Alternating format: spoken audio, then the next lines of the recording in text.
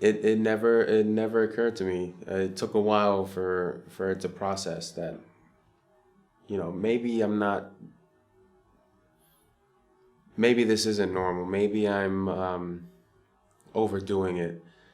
Maybe I should slow down. And no matter how much I would try to slow down, um,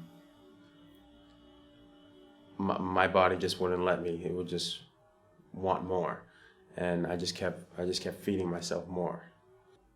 So in the depths of my addiction, I definitely felt shameful. I noticed that what I was doing was wrong, and I said I can totally stop this on my own, but physically I just couldn't because the withdrawals were so bad that it just wouldn't let me stop. And so I definitely felt ashamed of what I was doing to my family, to my friends. I was ruining my relationships. I've hurt a lot of people in my life, and I just wanted to stop